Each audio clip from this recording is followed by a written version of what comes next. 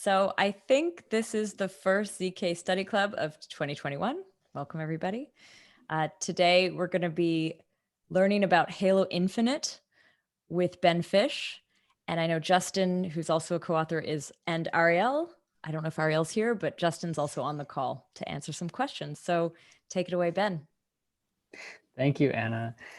Yes, so as Anna said, I'll be presenting a recent paper, Halo Infinity. It's titled Recursive SNARKs from an Additive Polynomial Commitment Scheme. I am a graduate student at Stanford University, and my co-authors on this paper are Dan Bonnet, Justin Drake, and Ariel Gavizon. So let's get started. So probably, I think based on the attendance of this meeting, most of you already know what a polynomial commitment scheme is, but I will still go through the basics. So, and I might move quickly through some things that I assume most people here know. So if you aren't familiar with it, then please stop to slow me down. So a polynomial commitment scheme at a very high level is an interactive protocol that enables one party to send a small value called a commitment to a polynomial of degree at most d, and later send proofs, or potentially interactive proofs, that prove a claim that the committed polynomial evaluates at a certain point z to a certain value y. And this claim is also simultaneously showing that the polynomial is bounded by this degree d. A polynomial commitment scheme is called succinct if the proof that is sent later, or the size of the communication during the proof, is small. And by small, we mean sublinear in d, but there's various ways of characterizing that. It could be polylogarithmic. Obviously, polylogarithmic is better than, say, square root or d to the epsilon, but succinctness in general just means sublinear. And efficient means that the proof is fast to check. Again, we mean fast in terms of sublinear complexity in d.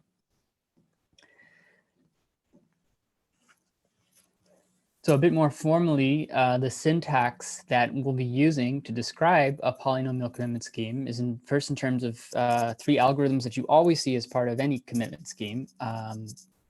There's a setup that establishes public parameters of the scheme. There's an algorithm called commit, which takes in this polynomial and outputs the commitment c. It also outputs a second value called open, sometimes referred to as the commitment hint.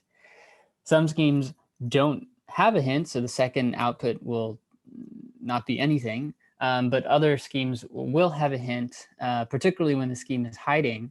And the hint is something that is required to verify that a commitment is correct when presented with the committed polynomial f. So there's a verify algorithm that takes in the polynomial that was committed and this hint and the commitment, and either rejects or accepts. When we write b equals 1, that indicates acceptance. When we write b equals 0, that indicates rejection.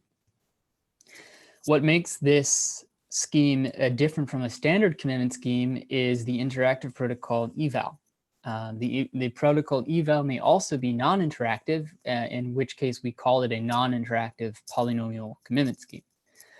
The interactive protocol is informally a protocol that enables the prover to attest to the fact that it knows the polynomial f that was committed, and f evaluates at some point z to the value y.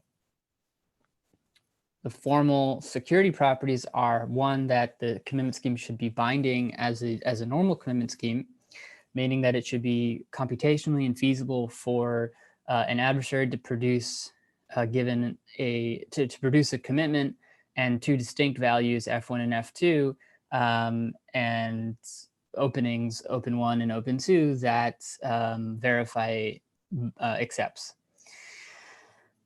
So given a commitment, there's a unique way to open it as long as you're a computationally bounded adversary.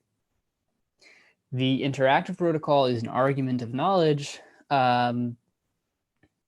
which is a formalization of the intuitive security definition I gave you before. In essence, the only way to succeed in this protocol is if the prover does know the polynomial f, such that, and an opening such that verify of f open and c is equal to 1 and f of z is equal to y. Great. So we can also talk about hiding or zero knowledge polynomial commitment schemes. Hiding refers to the fact that the commitment itself is hiding, which roughly says that from the commitment C, you have no information about what the polynomial is. And zero knowledge refers to the fact that the interactive protocol is a zero knowledge argument of knowledge, meaning it conveys the fact that the prover knows this polynomial, but it doesn't leak any information about that polynomial other than the fact that f of z is equal to y.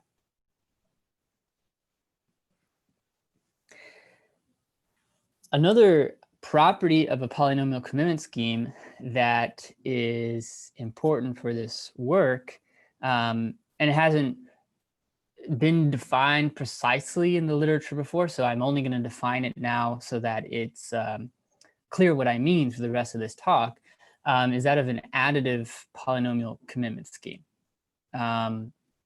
So it's always possible to define an addition operation where we define an addition over commitments, such that if we take the this linear combination of two commitments, A times C1 plus B times C2, then it satisfies the property that if C1 opens to F1 and C2 opens to F2, then C opens to AF1 plus BF2. Now, the reason why I say it's always possible to define this, there's nothing special about the ability to define this addition operation, is that by default, you could simply define this to be formal addition.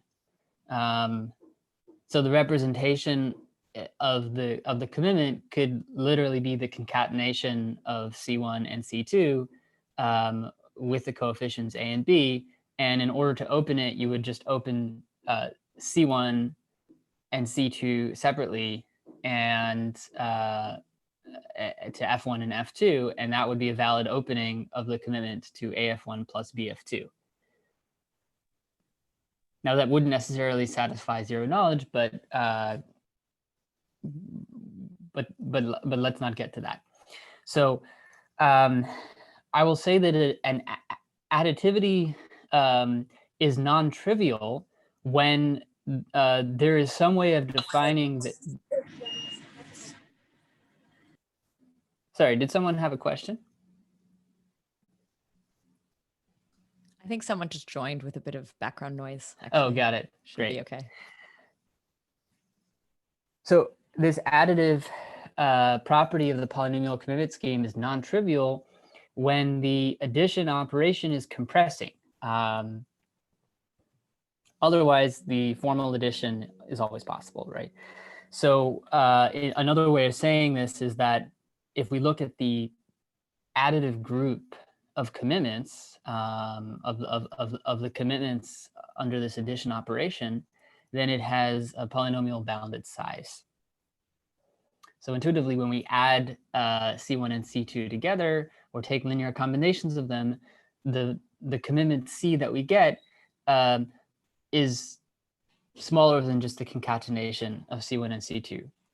So it's losing information.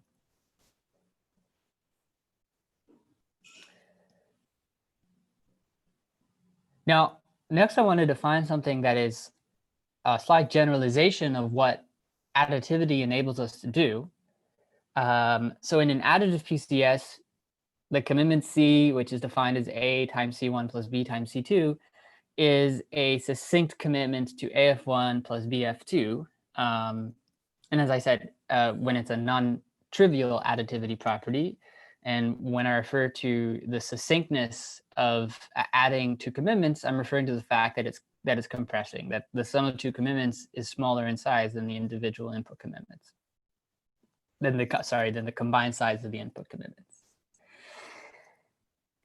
So more generally, we can define a protocol, which may be possible even when the polynomial commitment scheme is not non-trivially additive, that operates like this. It's an interactive protocol where the prover knows the openings and the polynomials that were committed, and both the prover and the verifier have the public input C1, C2, A, and B, and the output to the public output is some commitment C star, and the private output to the prover is some opening open star, such that this C star is a commitment to the linear combination AF1 plus BF2. So when the PCS is additive, then linear combination scheme is simply to take addition using the addition operation over the commitment group. But more generally, we could have a different protocol that does this. Just a clarification, A and B are arbitrary, they don't have to be random. Is that right? Correct. Yeah. Okay, thanks. So how do we define this security property of this? What do we want from this linear combination scheme? Well, what we want is that any evaluation on C star is effectively the same as doing an evaluation on C. So any evaluation on C star is an argument of knowledge for openings of C star and for C equals AC1 plus BC2 to the same F. So when the scheme is additive, the linear combination scheme can simply just be outputting C, which is AC1 plus BC2.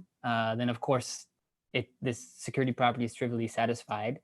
But more generally, maybe we could output a different C star. And the property that we want is that when we run the eval on C star instead of C, for the purpose of the fact that C star is succinct and C is not succinct, then the property we want is that this is still an argument of knowledge for C itself. So we extract openings of both C star and C to the same polynomial F. Any questions on that? Great. So we call a linear combination scheme efficient if the verifier is sublinear in the maximum degree of the two polynomials. And I define this just for simplicity in the slides as having two polynomials as inputs, but of course we could have L polynomials as inputs and L coefficients.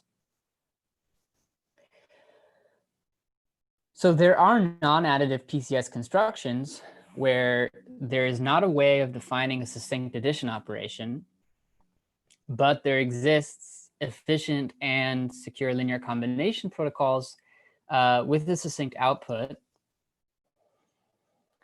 And one example of that is the FRI-based PCS. Now, let me clarify a little bit more that it's actually, and I don't have this in the slide, but there is a generic linear combination scheme that always works. It's just also not a very interesting one, which is to output a fresh commitment to the linearly combined polynomials, and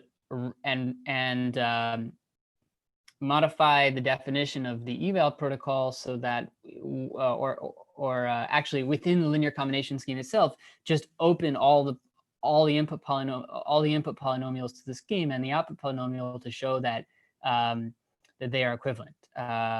In fact, that would trivially satisfy the definition of a linear combination scheme, but it wouldn't be it's not very interesting as generic. And so a linear combination scheme is interesting when the efficiency of the verifier in this step here, basically in verifying the output C star, should be much more efficient than that generic protocol, which would just run an eval on the inputs and the outputs. Learn-Combine is an interactive protocol in general, is that right? Correct. Okay. Yeah.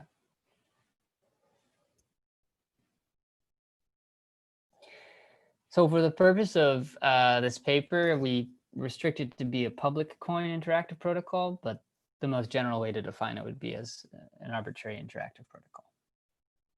And we restrict it to public coins simply so that we can do fiat Shamir. Okay, so the last concept I want to introduce before stating a summary of what the results are recursive proofs. So proof carrying data is actually more general than what I'm described here, but this is proof carrying data for something called a path distributed computation, where there are a distributed set of nodes, and each is going to perform this local computation of this function f, and f is taking two inputs. One is the output of the previous node in the path. That's going to be x1 or x2. And then the other one is going to be what I'm going to call a local input. So in this case, the second node in the path receives the output of the first node in the path, x1, and also receives a local input y1, and then outputs x2. So every node is passing along x2 to the next node. The next node doesn't receive the local input. So in a proof carrying data scheme, every node also has the ability to pass a proof to the next node. And the ith proof is attesting to, at a high level description of what it's doing is that it's attesting to the correctness of the local computation and recursively to the correctness of all local computations along the path preceding it. So a bit more precisely, it is proving a claim that there exists this sequence of values x1 through xi minus 1 and y0 through yi minus 2, such that the local computation is always consistent. F of xj yj is equal to xj plus 1 for all j less than I. Now, this is interesting when the cost to prove or verify the proof is independent of the depth I. Okay, so the work that the third node has to do is, and the fourth node has to do, etc. They're roughly the same. They're independent of the depth. Even if this depth grows very, very large, the work is independent of the depth and ideally proportional to the complexity of the local computation that's being performed. And one more important thing to note is that every node should be able to compute this proof without having seen any of the preceding inputs xi's or the local inputs. It only receives this proof.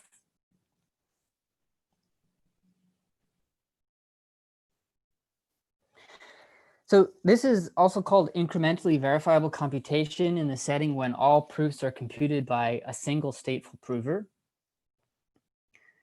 And the distinction is really just that the prover can retain some private state that is not considered part of the proofs that are being passed along. And at every step of the computation, it outputs an incremental proof that can, it's a proof of the same exact claim that we stated on the previous slide. The only difference is that it is that the prover that is computing it can maintain state across this process. The definitions of PCD that I've seen allow arbitrary graphs. Yes. So as I said, sorry, but I'll say it again at the beginning here, this is a simplified presentation of PCD for path distributed computation, but you're absolutely right that PCD more generally refers to it could refer to any DAG structure, any directed acyclic graph structure. Thank you. Sorry, I just missed that. Yeah, no worries at all. Yeah.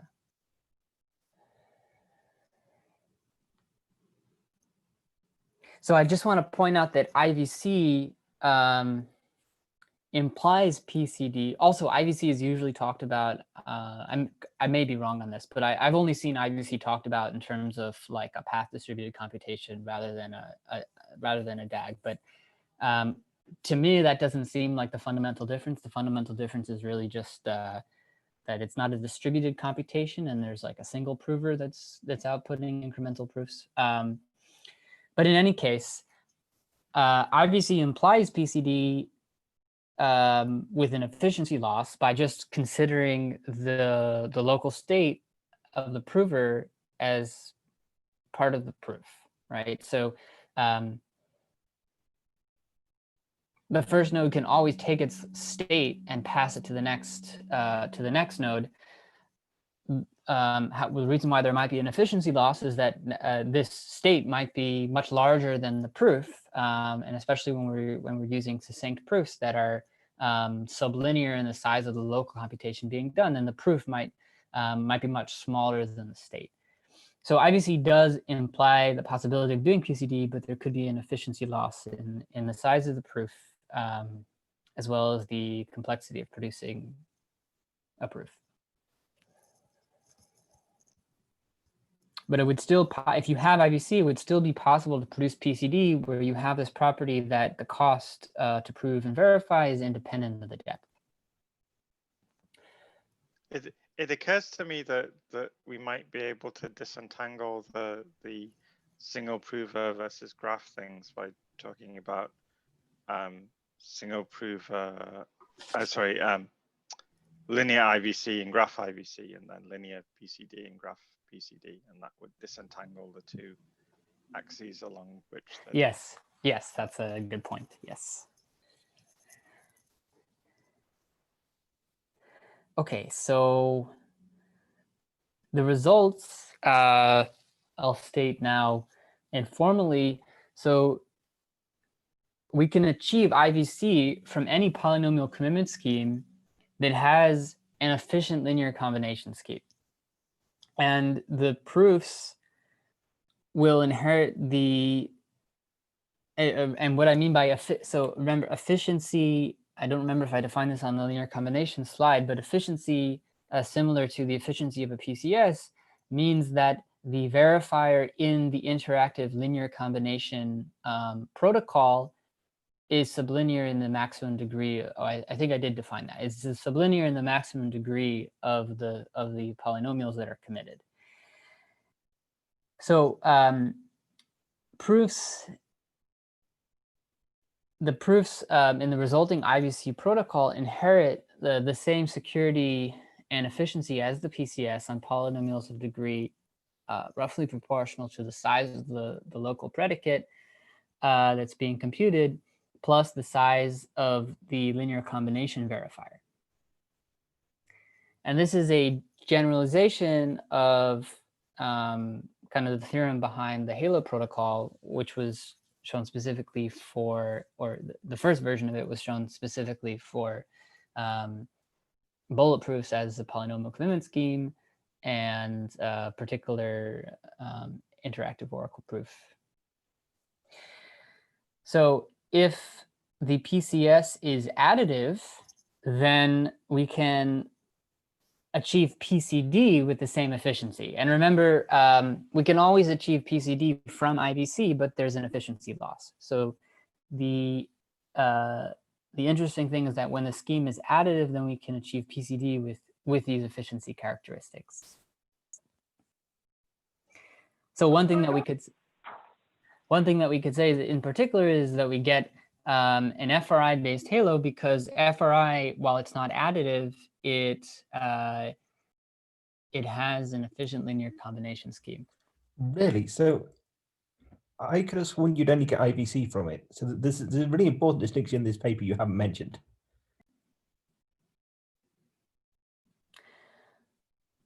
So So you can, so as I said, you can always, as I explained on the previous slide, which we can kind of go back to, is that whenever you have IVC, that trivially gives you PCD, because the prover can always pass its local state as part of the proof. It's just that the size of the proof may not be sublinear in the size of the local computation or the linear combined verifier. It may be linear in the size of the local computation plus the linear combined verifier. But as long as we can get IVC, then as I was explaining here, each node, you can turn that into a PCD by having each node simply pass its local state along to the next node. Does that make sense? Sure. So there is a distinction between, so yes, the efficiency of PCD that we get from additive schemes like Bulletproofs or KZG or Dark or Dory or so many schemes out there, and perhaps so many more to come, is more efficient than what we get from non-additive ones like Fry. But this is kind of a neat observation that you do at least get IVC, and then you also can use that for PCD even from FRI. So in practice, say for Fry, stop me if you're going to cover this later in the presentation, but in practice, what are the relative sizes of the state and the proof at each step? Yeah, so I mean, so when you do this with Fry, then it will be at least as good as, so one of the things that I have to mention is that, like, the paper kind of states this idea, but getting concrete numbers for Fry is kind of ongoing work. So I don't really have concrete numbers for that. Oh, okay. But I would say that, so I want to point out that because Fry is already an efficient PCS, like, we already knew that we can do IVC from Fry.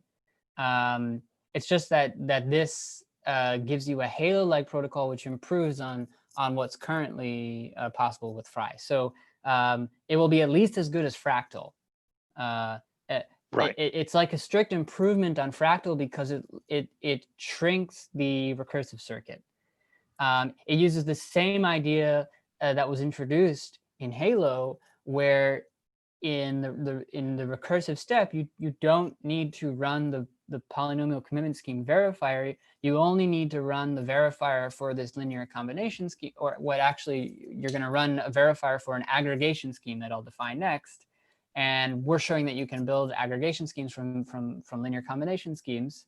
So the point is that you shrink the size of the recursive circuit and delay the verification of a more expensive step until the last step in the IVC. And so it would be a strict improvement on Fractal, but I haven't really gotten the concretes down yet. I'll kind of broad stroke. Well, hang on, but so wouldn't it be the case that Fractal is, in terms of a PCD, will be more efficient asymptotically? Because you have to pass something smaller. Sorry, I didn't quite understand that. You're saying, so for PCD, Fractal will be asymptotically more efficient. For PCD, Fractal would be asymptotically more efficient. I don't think that's correct, because essentially what we're doing is we're building on the way that Fractal works. Yeah. So there's a really important distinction that this public-private accumulation scheme, which I hope we'll get to, that determines this difference. But Fractal is the other way around from what you're doing with Fry here. It's like Halo and KZG accumulation. Isn't the public-private accumulation, isn't that the more recent paper that? Oh, no. I thought that was this one. I'm confusing the two papers, but yeah. Yes, you're right. So what does the linear combination verifier have to do at a high level? For FRI? Yeah, for FRI. specific. For FRI, the linear combination verifier is verifying a proof of proximity of two vector commitments. And so it's cheaper to prove that two vector commitments have a close distance than to prove that a vector commitment is close to an RS code word. Okay, yeah, I get it. So it's asymptotically like a log D factor savings.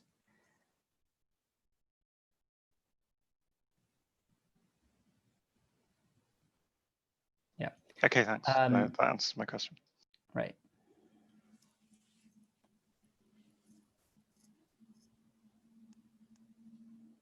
Cool. Okay.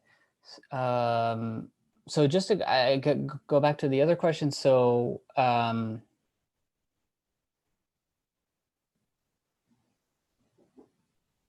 yeah, so I would have thought that the Fractal has a polylog-sized PCD, a polylog in the size of the circuit, but your IBC for Fry doesn't.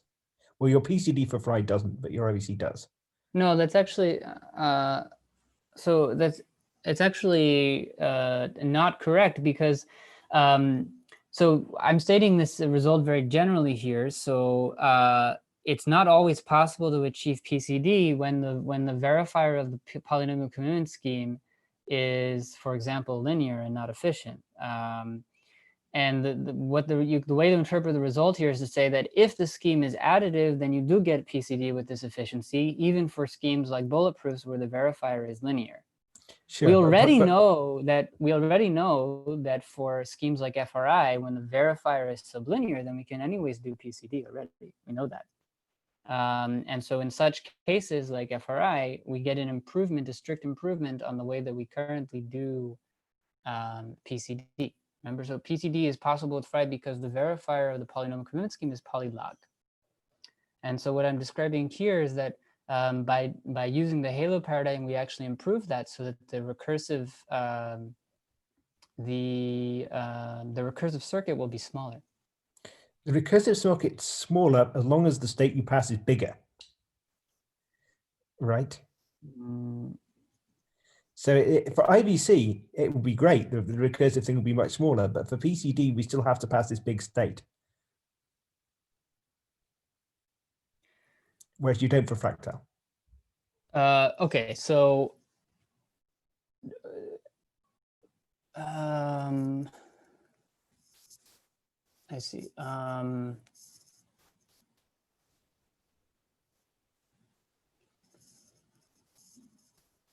Right. I think that's. Let me think about that for a second. Yes, okay. I see what you're saying. Yes. Right. So, right. I guess right. So your point is that right. So in order to do PCD with a small proof being passed along, that you actually have to. Right. So you can't do private aggregation. So sorry, that is correct. Thank you. That's a good point. So it gives an improvement on Fractal for IBC, and perhaps, I mean, and depending on what you care about, then it may also give an improvement for PCD. But the gains for PCD are not exactly clear, because you're right that in order to apply this strategy for the PCD version with FRI, then you'd have to pass this larger state. That's correct. Thank you. I mean, I guess it depends concretely how large the state is and how large your circuits are. Well, it's going to be proportional to the size of F. It's going to be the size of the witness. Yeah, and the witness is typically a linear in the size of the circuit. It's almost, yeah, for almost all arithmetizations it is. Yes, yeah. Good, yeah. So it probably gives more. Yeah, it gives a clear advantage over, I guess, Fractal if you're using Fractal for IBC, but it's not clear what the gain is for PCD. It's, I guess, somewhat incomparable. Good points. Thank you. Okay, so some other results are that there's a generic compiler from an M-spanning additive PCS to a hiding or zero knowledge PCS, the way that we define M-spanning is that the linear span of commitments to the first M nomials includes the entire commitment group. I'm not going to go into that one in this talk, just pointing it out. And then two other results that are stated along the way to kind of showing this result about IVC or PCD is that one, generic public aggregation is possible for any additive PCS, and I'll define public aggregation. And then generic private aggregation is possible for any PCS with an efficient linear combination scheme. But before you go on, so my impression was that M-spanning was basically just a technical requirement that in practice you have for almost any useful PCS. Yeah, I couldn't come up with an example of additive PCS that wasn't M-spanning, but well, I guess I didn't really try to construct a counterexample. So more accurately, yeah, all the ones that we use today that are also M-spanning, but this was like a technical requirement in order to prove a general result. Yeah, I would have thought that maybe dark would be something which doesn't quite fit this mold, but there's other reasons why it's not generic. But yeah, is dark additive? I don't think it is. So dark is kind of bounded additive. Oh, right, bounded additive. Yeah. Okay. Yeah, and I mean, it turns out this does work. It does work for dark, and and dark is M-spanning. In fact, it's I mean, if you look at the group generated, I mean, the group has a generator, so I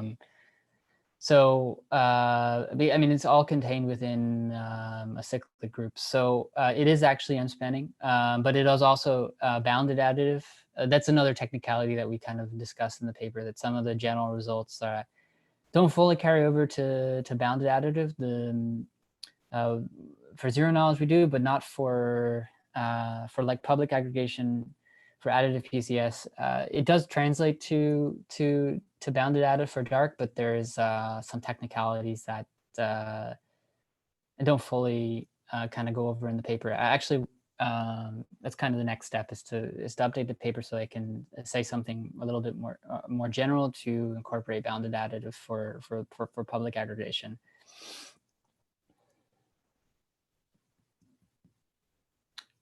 Yeah. So additivity properties of various PCS schemes. Bulletproofs, Dory, KZG, they're all additive. Dark is bounded additive. Fry is not additive. They all have linear combination schemes that consist of one commitment. I call them size optimal because they're the size of the commitment is just like the size of a fresh commitment to a polynomial of that degree. And the savings for so this LCS amortization is like the how efficient it is to run the linear combination scheme and open the linear commitment as compared to the generic protocol of like opening each commitment individually. And so for Bulletproof, Story, Dark, and KZG, you get 1/L amortization if you have L commitments in the linear combination. For Fry, it's like 1/L plus 1/omega log t, and one of the reasons for that is that the complexity, you save a log factor in the complexity for the linear combination scheme with FRI, but the linear combination scheme verifier itself still has log complexity. Whereas in the other linear combination schemes, it's constant, independent of D, and so the savings is greater. So defining private aggregation, given a commitment to a polynomial f1 and a commitment to a polynomial f2, this generalizes to a longer list of commitments, but it's easier to present for 2 in the slides. Then there is a, and points x1, y1 and x2, y2, there is a public coin interactive protocol that, that takes in these two tuples as public inputs, and the prover's private inputs are the polynomials and their openings. And it outputs an aggregate tuple, C star, X star, and Y star, and the private output to the prover is an opening open star for C star and to a polynomial F star. And the security property formally is that an eval, running an eval on C star, X star, and Y star satisfies the security property of running eval for both C1, X1, Y1 and C2, X2, Y2. So by running an eval on C star, X star, and Y star, that gives us an argument of knowledge for openings to C1 and C2 to polynomials F1 and F2, such that F1 of X1 is equal to Y1 and F2 of X2 is equal to Y2. So we call this aggregation because we're taking these input tuples and we're aggregating them into this aggregate tuple such that the task of verifying or proving the input tuples is reduced, both of them together is reduced to the task of proving and verifying just this one aggregate tuple. Any questions on that? Okay, stop me anytime.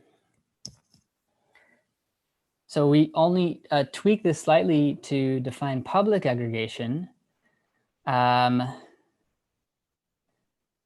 the inputs are also proofs for the input tuples. And then it's only really interesting to define this as a non-interactive protocol, but then there's a non-interactive protocol aggregate that takes in the input tuples and the proofs, and it outputs the aggregate tuple just as before. But an important difference is that the aggregate protocol does not take, it's not a, it doesn't, there's no private witness. So it's not really an interactive protocol between a prover and a verifier where the prover has a private witness. There is a, there is all the inputs are common to both parties. So if we were to define it as an interactive protocol, it would only be for the purpose of one party being more efficient than the other.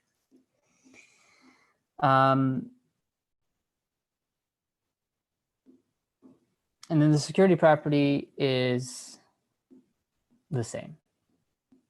Running an eval on this output aggregate tuple C star, X star, Y star satisfies the security property of eval for both C1, X1, Y1 and C2, X2, Y2.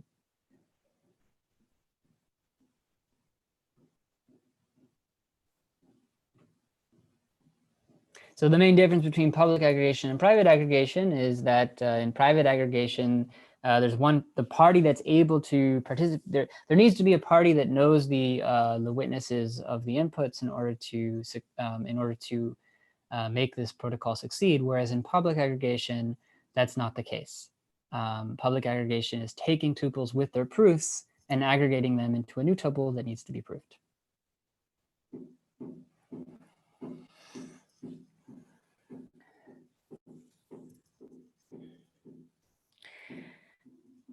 So along the way to describing how to do an aggregation scheme, so we'll start with private aggregation.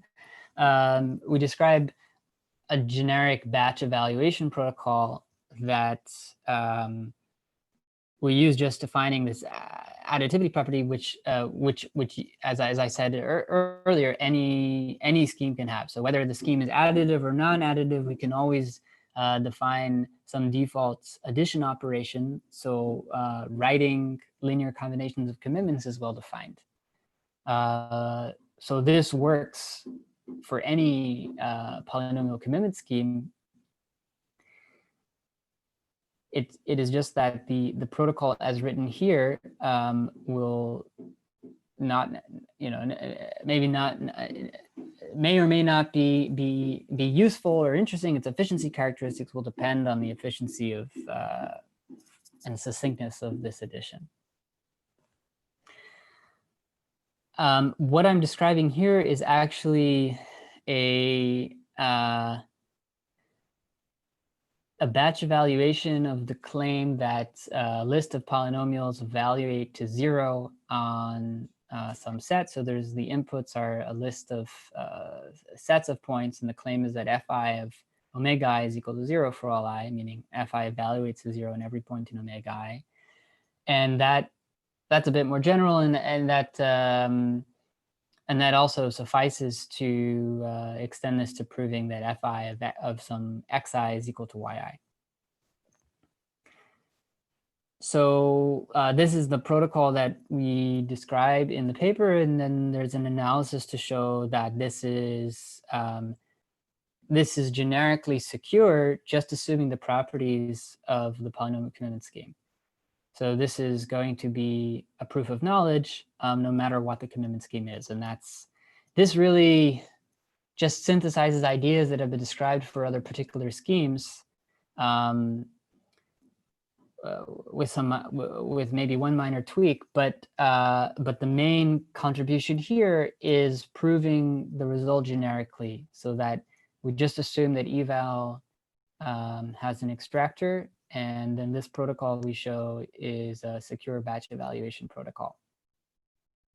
So how do we take this general formula and turn it into a aggregation scheme, a private aggregation scheme?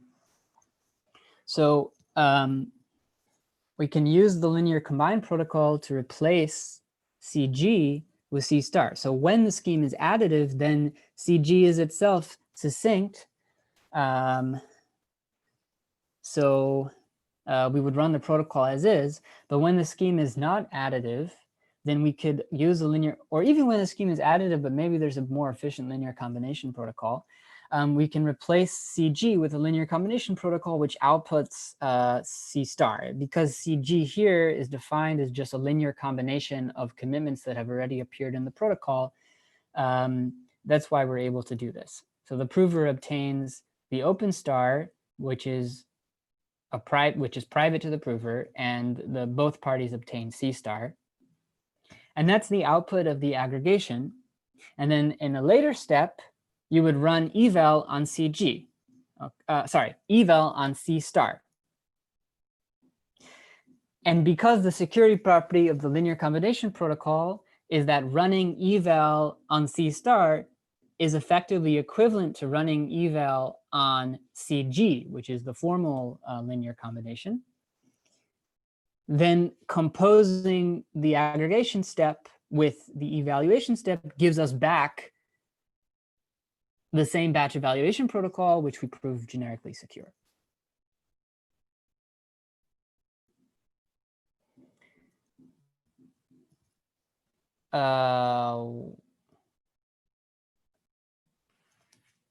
This was supposed to appear on the next slide, so this is kind of cluttering. Let me see if I can. Here, I just need to delete this and then go back into it. Play from current slide. So towards showing our result on public aggregation, we describe a generic homomorphism pre-image proof, which is really just a generalized bulletproofs, and very similar to the generalized inner product pairing proofs.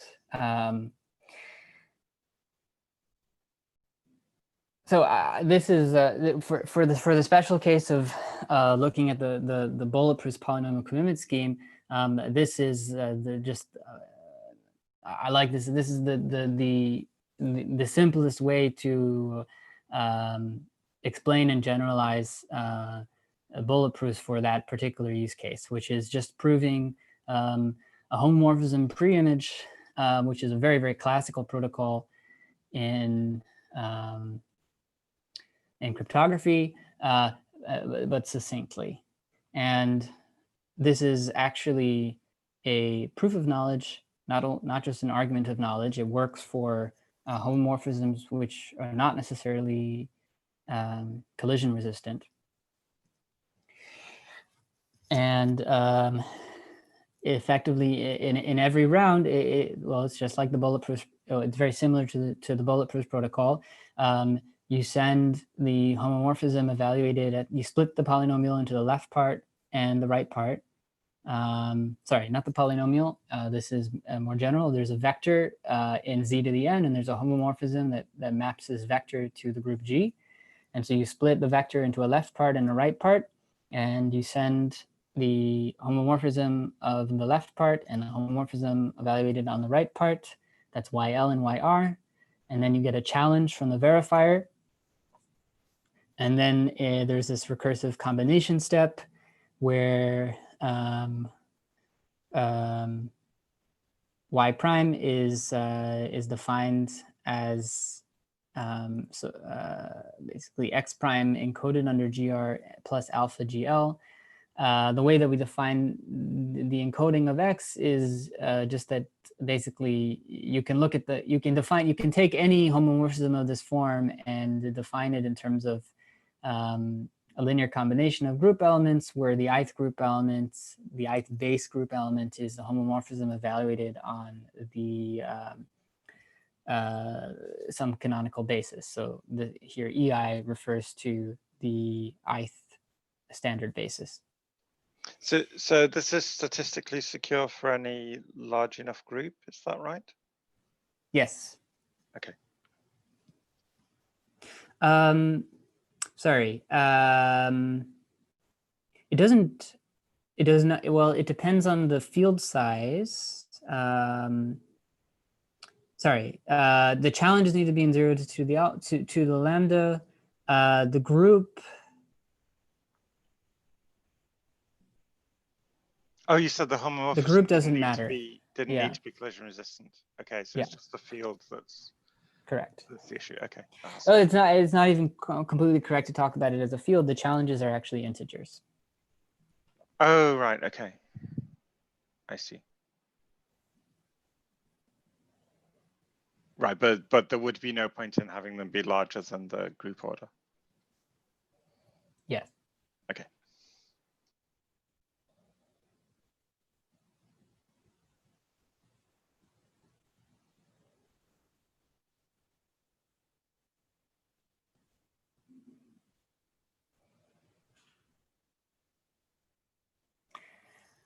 So let's see.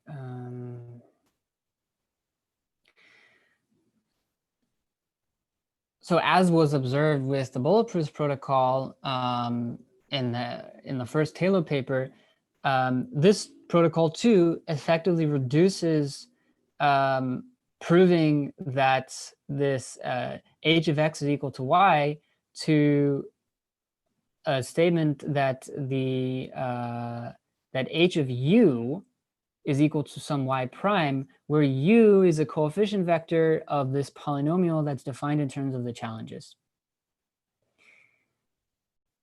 So it was also interestingly pointed out, and one of the reasons why this was used in the Halo paper was that u is efficient for the verifier to evaluate, but that actually, we don't actually need to use that, it turns out.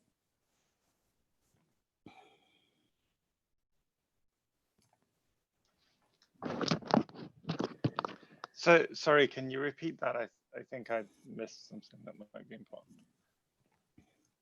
Yeah, I'll come back to it again later, but so one of the key points or steps in the original Halo paper, well, in your Halo paper, is that this polynomial u is efficient for the verifier to evaluate, and so you end up basically evaluating it on a random point to check that indeed, basically you're trying to prove that y prime is equal to that you're actually trying to prove that h of u is equal to y prime exactly. And so because you're trying to prove that y prime is a commitment to a specific polynomial defined by u, then you evaluate u on a random point. It turns out that and I'll come back to this later, but it turns out that as long as you can prove knowledge of a preimage of y prime, the protocol here is secure. So if you run this HPI protocol, then you basically reduce to proving knowledge proving knowledge of some preimage of y prime. And the whole point is that there exists a public preimage, okay? And that's what will allow us to do public aggregation. But it's not important that it is exactly equal to the encoding of u, and it's not important that h is collision resistant. There could be many ways of defining h, and you don't have to evaluate u on a random point. It's like we could evaluate it on a random point. It's just it turns out that we don't need it, and it also turns out that in order to prove this very generalized version of what I would call halo aggregation, is this observation that it suffices to prove knowledge of a preimage of y prime.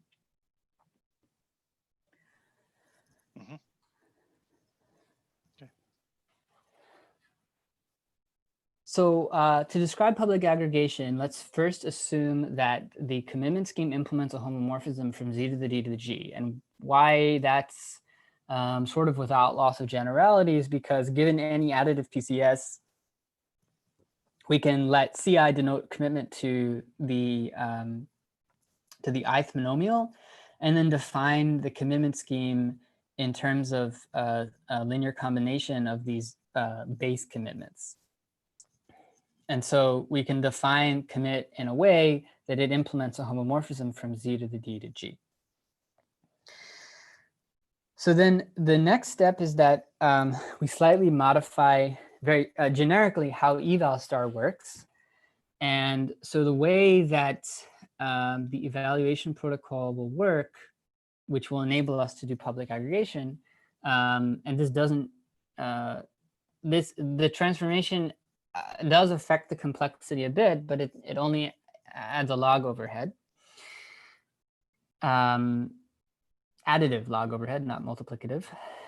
So let's define the homomorphism hx of f, where it outputs first h of f, and then also f of x, a polynomial evaluated at x.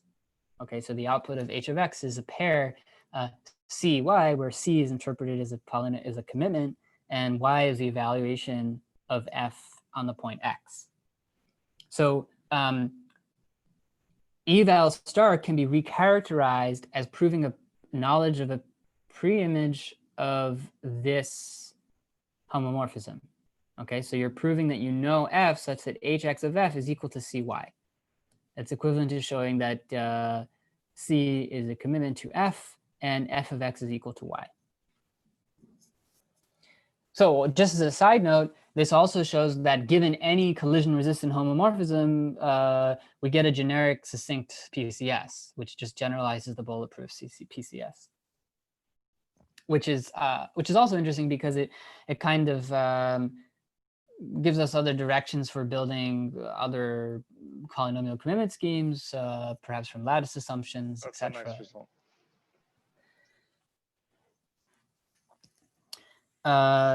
So then we can run the HPI proof. So the first step is we define this homomorphism. The second step is we run the HPI proof almost all the way, but we don't have the verifier do anything. The verifier doesn't run the inefficient HPI verification, which is linear time. We just run the HPI proof to get this public this public witness. This public preimage u of c prime y prime, such that hx of u is equal to c prime y prime. And then we run eval on C prime X Y prime. So effectively what we've done is we've reduced an eval instance with a private witness to an eval instance with a public witness. So how do we do public aggregation? Well, we take our eval star proofs for Ci, Xi, and Yi, and each of those contain an eval proof for some Ci prime, Xi, Yi prime with a public witness Ui, and then we run private aggregation. But because the witnesses are now public, both parties can run the prover of the private aggregation protocol.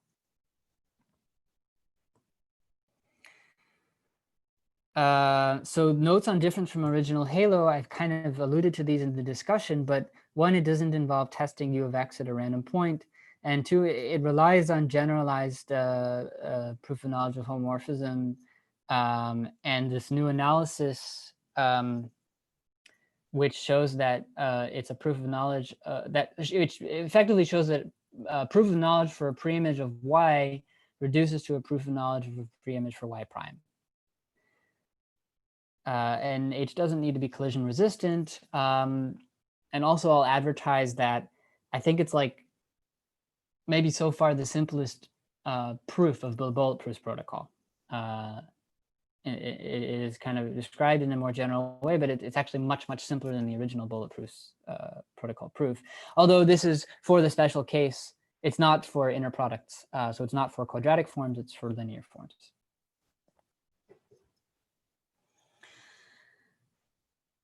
So putting it together, this is kind of following the same formula at a high level that Halo follows, and as well that accumulation schemes, the paper on accumulation schemes, which formalized and generalized the Halo paradigm, follows. The main difference from like the accumulation scheme paper generalized Halo without saying whether it applies broadly to a wide class of polynomial commitment schemes. And so what we're showing here is complementary. We're showing that you can apply the Halo paradigm with a broad class of polynomial commitment schemes, which we characterize more precisely, and happens to encapsulate all the polynomial commitment schemes that we know. With the caveat of IVC versus PCD and private aggregation versus public aggregation. But putting it together, if you have a PCS predicated proof system, meaning that the complexity of the proof is dependent on this polynomial commitment scheme predicate, so that the complexity, the evaluation is polylogarithmic plus whatever it takes to verify the polynomial commitment scheme proofs. Then, and you combine that with a public aggregation with a sublinear aggregation verifier, public aggregation verifier, then you get generalized Halo recursive proofs. And if you look at the generic public aggregation protocol we just described, indeed we have a sublinear VAG for any additive polynomial commitment scheme. And then we can do the same thing with private aggregation in IVC, or include as a private witness as part of the PCD proof. Thank you. So now that's kind of the end of the presentation, but we can do questions and I can pull up a whiteboard, or the floor is yours.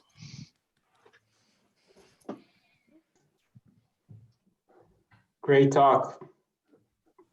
Thanks, Ariel. Yeah, thank you. That filled in a few details that I was a bit hazy on. Cool. Like I wanted to add some comments, but you said everything so perfectly that I have nothing to say. Oh, thanks, Ariel. Yeah, there were also some really good questions. I really appreciated the question about comparing what you get with this to fractal, and that was a very good point about yeah, the subtleties of achieving IVC with private aggregation versus PCD in comparison to previous ways of doing it. Mhm. And so I think that the next step here is to get a bit more concrete about the part of that is implementation, but part of that is actually just analysis. One of the things that we need to do is just to kind of look at how much this lowers the recursion threshold for IVC with FRI. I think that's kind of the really interesting question here. How far along are you with that? It's more just that I haven't put in enough time to it. But yeah, with it's a pandemic. It's kind of stressful for everyone. But also, I thought that there was a more efficient way of doing the linear combination scheme for FRI than so basically the simplest way to do the linear combination scheme for FRI is to produce a fresh FRI commitment to the linear combination of polynomials and then prove proximity of the virtual commitment defined by the formal linear combination of input commitments to this fresh commitment. And that involves a constant number of queries, well, I mean, proportional to 1 divided by the rate, or lambda security parameter over the rate. And it is independent of the degree.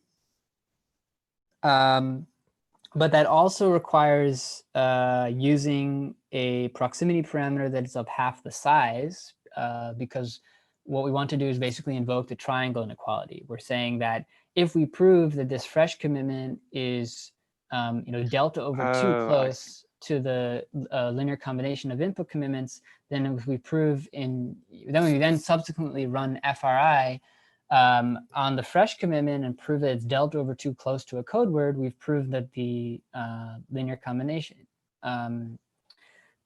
is of input commitments, that virtual, so-called virtual code word or virtual commitment is close to an RS, is delta close to an RS code word. So it requires using a delta parameter which is of half the size, which roughly doubles the query complexity of FRI, and also we need to compare the concrete number of queries or point queries required to compare for that proximity proof of 2 vectors. So asymptotically it's a log D savings, but I need to work out the actual concretes. I thought that it would be possible to just run the first round of FRI, but I was a bit wrong about that. What I missed is that there's a subtlety in FRI.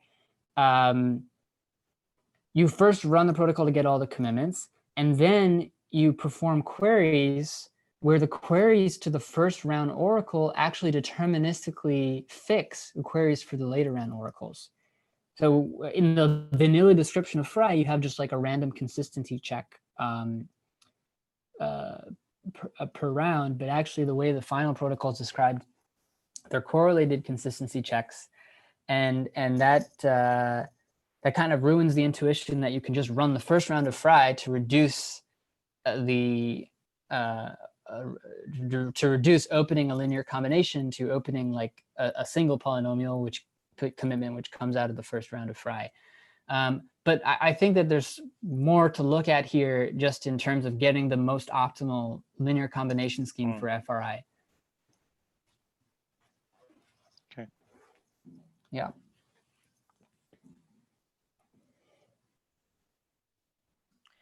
Are there any other questions or comments?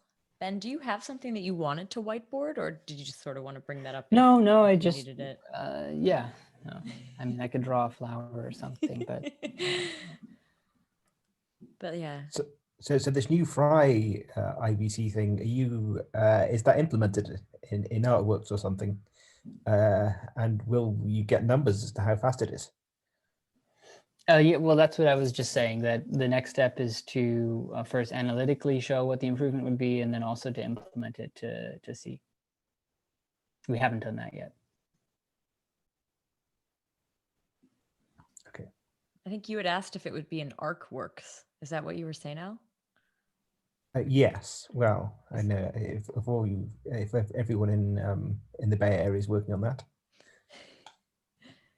I know Pratouche is on here. No, not just in the Bay Area. We submitted the pasta curves to it. Yeah. Are there any other polynomial commitment schemes than Fry that are interesting for this approach? I mean, I know it works generically, but other ones that are. I think Fry is the I think the first thing is that we get a nice kind of general result for additive schemes, so that you don't have to kind of. I think the community kind of had the intuition already that Halo could be done generically for any additive scheme, but this is kind of like a formal proof, and so we can without worry plug in any additive scheme. But I think that the most interesting new scheme that we would get is from Fry, and I can't think of any others yet. So we don't have that many polynomial commitment schemes actually. So I guess the one from Dark might be interesting because it wasn't entirely obvious that.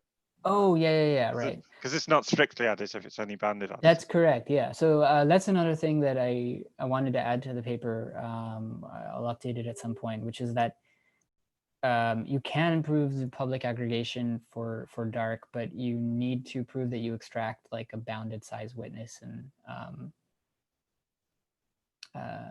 yeah.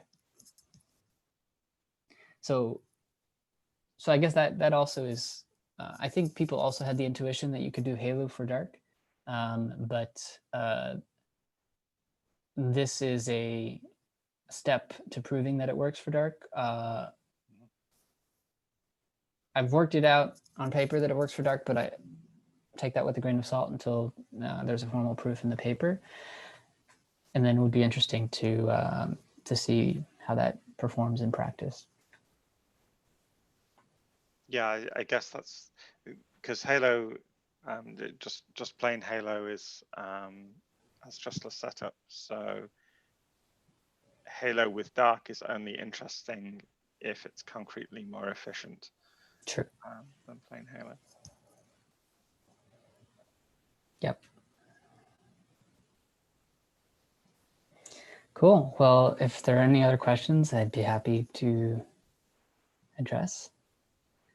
Also, if you have any follow-up questions, feel free to send me an email anytime.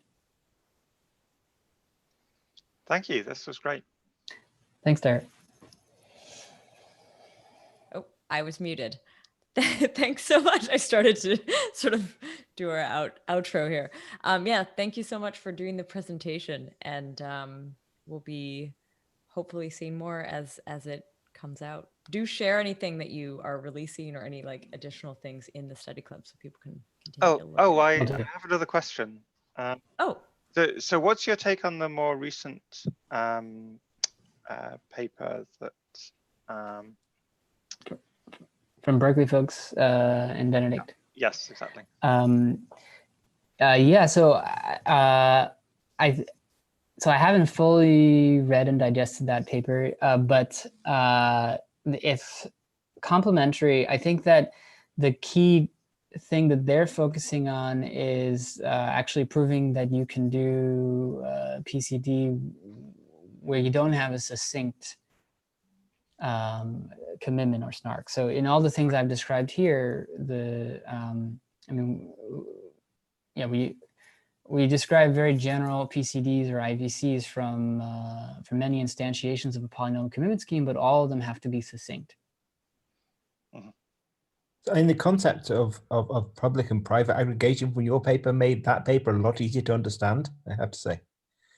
It did. I found that as well. And the paper that you're talking about is called Proof Carrying Data Without Succinct Arguments, I guess. This is the one with Benedict, Alessandro, William, Pratouche, and Nick. I'll add the links to these in the sort of show notes of the YouTube. What do you call those? The YouTube notes, whatever they are. Anyway. Sorry, I'm terrible at remembering the titles of papers. I just found it. We actually hope to do, I don't know if it's going to happen, but we are hoping to do a study club on this is on that one as well. So we can expand on all of this. Great. Great. So I think if Okay. that's it, then thank you so much again. Yeah, thanks, Anna.